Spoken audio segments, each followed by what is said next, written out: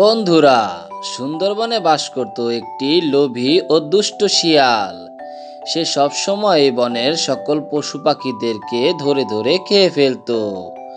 কিন্তু সে বেশ কিছুদিন যাবৎ কোনো পশু পাখি পাচ্ছিল না। তাই সে তার দুষ্ট বুদ্ধি কাজে লাগানোর চেষ্টা করলো। এভাবে চলতে থাকলে তো না খেয়ে মারা যাব।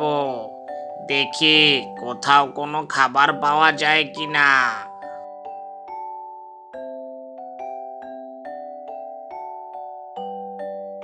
ও শিয়াল ভাই, তোমার মন খারাপ কেন? কি হয়েছে তোমার? এই তো একটা সুযোগ পেয়েছি, দেখি কাজে লাগানো যায় কিনা। আর বলো না ভাই, আমার খুব খারাপ লাগছে একটা বিষয় নিয়ে, তাই মন খারাপ। তুমি যদি বিষয়টা জানতে পারো তাহলে তোমারও মনটা খারাপ হয়ে যাবে। আহা, বলো না ভাই, কি হয়েছে? একটু খুলে বলো। আরে ভাই, আমার যে ছানাটা আছে না, সে আজ বেশ কিছুদিন যাবৎ খুব অসুস্থ। সে বলছিল একটা ছানাকে নিয়ে আসতে, তার সাথে খেলাধুলা করবে, কিন্তু আমাকে তো কেউ বিশ্বাস করে না, তাই কোনো ছানাকে আমি আনতে পারিনি। আমার ছানাটা প্রায় মৃত্যুশয্যায়, তার মনের আশাটা এখনো পূরণ করতে পারলাম না ভাই। আচ্ছা, দেখছি তুমি কোনো চিন্তা করো না। যদিও তুমি দুষ্ট, যাকে পাও তাকে খেয়ে ফেলো, কিন্তু তোমার ছানাটার কথা চিন্তা করে খুবই কষ্ট লাগলো। দেখি আমি কোনো ছানাকে ব্যবস্থা করতে পারি কি না। তুমি এখানে থাকো। এই বলে কাক বনের ভিতর চলে গেল শিয়াল ছানার জন্য একজন বন্ধু খোঁজার জন্য।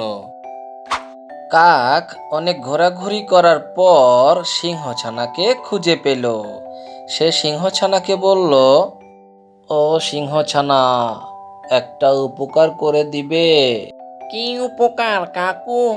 আমি তো এখন বাসায় যাচ্ছিলাম, বাবা আমার জন্য বসে আছে। আসলে উপকারটা আমার নয়, বুঝেছো ছানা? ওই যে বনের ভিতরে দুষ্ট শিয়ালটা আছে না, ওর ছানাটা প্রায় মৃত্যু শয্যায়। ও নাকি ওই শেষ একটা ইচ্ছা পোষণ করেছে। ওর ছানা নাকি ওর বাবাকে বলেছে ও একটি ছানার সাথে খেলাধুলা করতে চায়, কিন্তু ও দুষ্ট হওয়ার কারণে ওর কাছে কোনো ছানাই আসে না।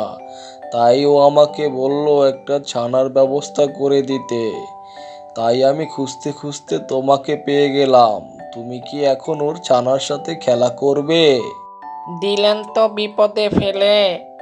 যাই হোক, বাবা বলেছে কেউ বিপদে পড়লে তাকে সাহায্য করতে।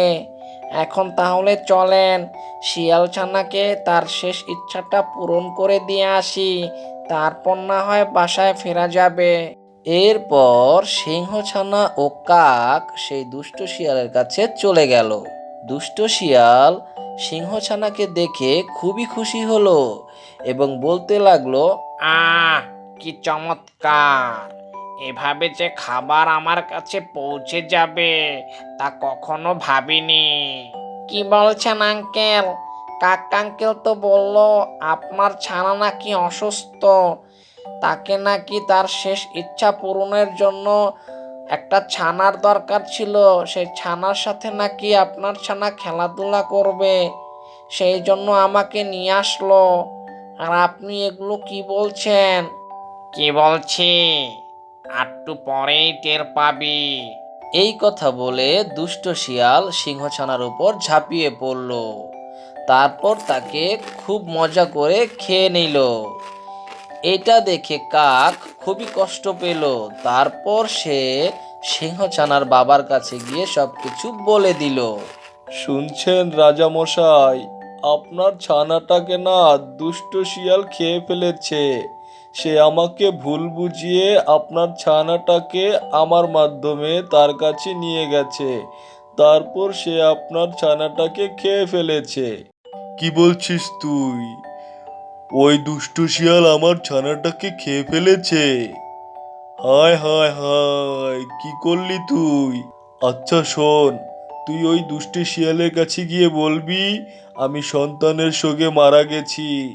তারপর ওই দুষ্ট শিয়াল আমাকে খাওয়ার জন্য এখানে আসলেই আমি ওর ঘাড়টা মটকে দিব। যা, এখন ওকে গিয়ে নিয়ে আয় আমার কাছে। এরপর কাক দুষ্ট শিয়ালের কাছে গিয়ে সবকিছু খুলে বলল। দুষ্ট শিয়াল তো মনের আনন্দে সিংহরাজকে খেতে আসলো।